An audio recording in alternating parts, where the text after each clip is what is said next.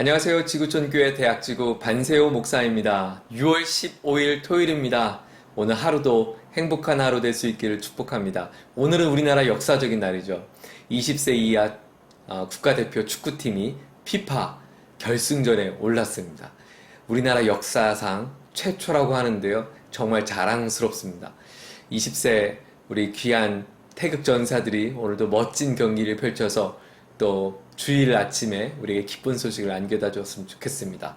여러분, 오늘이 축구팀에게만 역사적인 날이 아니라 오늘 당신에게도 오늘은 매우 큰 아주 의미 있는 역사적인 날입니다. 왜냐고요? 오늘의 우리의 삶은 단 한 번도 그 누구도 살아보지 않은 새날이기 때문입니다. 어제와 같은 중고품이 아닙니다. 오늘은 완전히 새 것입니다. 오늘을 하나님께서 우리 모두에게 선물로 주셨어요. 예외 없이 저와 여러분에게 주셨다는 거죠. 사실 오늘 저는 금요일 저녁에 지금 녹화하고 있습니다. 오늘 금요일에 우리 해외 선교팀에 같이 중보기도 후원자들의 밤 예배로 집회로 끝나고 밤에 이렇게 귀가를 했는데요.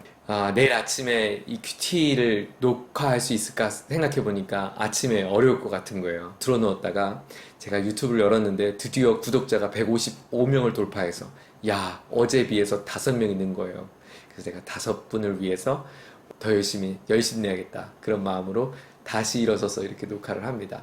오늘 히브리서 9장의 말씀 같이 함께 묵상하겠습니다. 오늘은 우리에게 오신 그 소중한 예수님에 관한 이야기를 계속 한번 해보려고 해요. 여러분, 해외 여행을 할 수 있다면 어느 나라 가보고 싶으세요?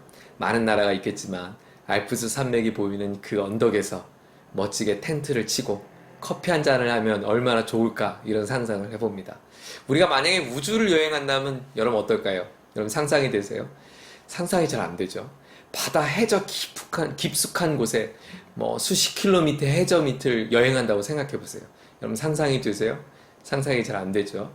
다른 비행기를 타고 다른 국가에 가면 조금은 상상이 되지만 우주에 간다거나 해저 깊은 곳에 간다면 상상이 잘 안 됩니다. 왜냐하면 우리가 한 번도 경험해 볼 수 없는, 상상할 수 없는 곳이기 때문입니다. 예수님의 이야기를 들었던 유대인들에게는 느낌이 마치 이런 느낌이었을 것 같아요. 그동안 하나님께서 제정해 주신 성막을 통해서 제물을 바쳐다가, 그것도 흠없는 제물을 바쳐다가 우리의 연약한 죄를 용서받을 수 있는 길을 하나님이 열어주셔서 지금까지 그들은 역사 가운데 행해져 왔는데, 이제는 그 모든 제사가 필요없게 되었다고 말합니다. 그리고 하나님께서 친인간의 몸을 입고 이 땅에 오셔서 예수님으로 십자가에 달려 죽으셔서 그 제물이 직접 되셨다고 오늘 히브리서 기자가 우리에게 들려줍니다. 어떨까요?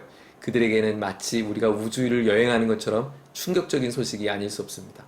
근데 곰곰이 생각해보면 사실 그동안 그들이 해왔던 구약에서의 성막과 성전의 예배 역시 사실은 이해되거나 납득될 일은 아닙니다. 어떻게 흠없는 짐승을 바치면 우리 인간의 죄가 용서받을 수 있겠어요? 그것은 어김없이 하나님께서 제정해 주셨기 때문에 그것이 가능한 일이겠죠. 예수님 사건도 마찬가지입니다. 이것은 인간의 이성과 인간의 납득, 어떤 우리의 생각으로 이해되거나 이해돼서 받아들일 수 있는 것이 아닙니다. 하나님께서 우리를 구원하시는 방법을 그렇게 정하셨어요. 오늘 본문 24절은 그래서 구약의 이 성막과 성전은 마치 하늘에 있는 것의 모형이다라고 말해요. 요즘 말로 하면 모델하우스가 아닐까 싶어요.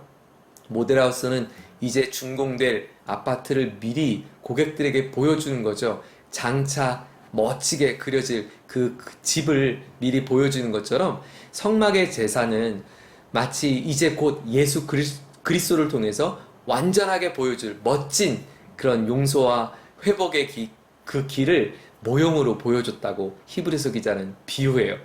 모델하우스도 몰랐는데 모형이라는 단어를 쓴 거 보니까 굉장히 우리에게 더 이해가 쉽습니다. 그리고 나서 오늘 본문 27절과 28절에는 유명한 성경 구절이죠. 이런 말씀이 있어요. 한 번 죽은 것은 사람에게 정해진 것이요 그 후에는 심판이 있으리니 이와 같이 그리스도도 많은 사람의 죄를 담당하시려고 단번에 들이신 바 되셨고 구원에 이르게 하기 위하여 죄와 상관없이 자기를 바라는 자들에게 두 번째 나타나시니라.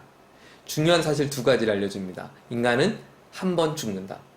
두 번째, 그 후에는 반드시 심판이 있다라는 설명이에요. 사람이 한 번 죽는다는 것을 부인할 사람이 없을 거예요. 그러나 그 뒤에 심판이 있을까? 여기에는 많은 사람이 질문하겠죠. 여기에 성경은 말합니다. 사람이 죽은 뒤에 심판이 있다라고 말합니다.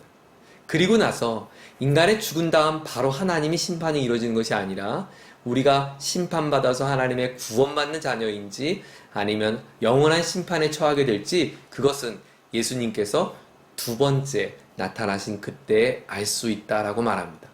네, 예수님을 나의 구세주요, 나의 하나님으로 영접하고 우리의 지난날 모든 죄를 주님께 용서를 구했던 우리에게 이것은 놀라운 소망이 됩니다. 주님이 다시 오실 그날을 고대하게 됩니다. 주님이 다시 오시면 더 이상 우리는 눈물 짓는 이 땅이 아닌 하나님 품에서 영원히 안식할 것이기 때문입니다. 그래서 오늘 우리는 부단히 믿음으로 힘차게 살아갈 수 있습니다. 예수님 바라보면서 말이죠. 마치 먼 여행을 떠날 여행객의 순례자처럼 그 우리가 가고 싶은 그 여행지를 향해서 우리가 걸어가는 것입니다.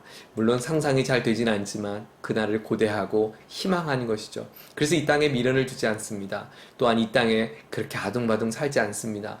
보람되게 살지만, 의미있게 살지만, 가치있게 살지만, 또 복된 삶을 살지만 그 삶을 살아가는 이유는 바로 주님을 우리를 만날 그것을 고대하기 때문입니다. 오늘 하루하루 주님을 만날 그날을 고대하며 하나님께서 살라고 이 새날을 주셨어요. 우리가 장차 만나게 될 그 예수님은 지금도 우리와 함께하고 있습니다. 어렴풋이 우리는 주님을 느낄 수 있죠. 어제 어떤 친구가 저에게 이런 카톡을 했어요. 목사님, 어떻게 하나님을 만날 수 있죠? 네, 하나님을 만난다. 좀 추상적인 표현인 것 같아요.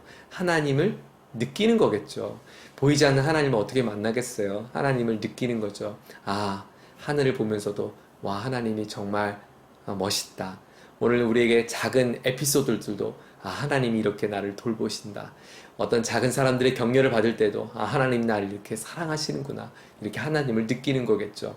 오늘 하루, 하나님 신 새로운 하루, 그렇게 예수님을 느끼고 경험하고 다시 만날 주님을 고대하는 아름다운 복된 삶을 살아가기를 축복합니다. 오늘 그 뉴스에 이런 제목이 떴더라고요.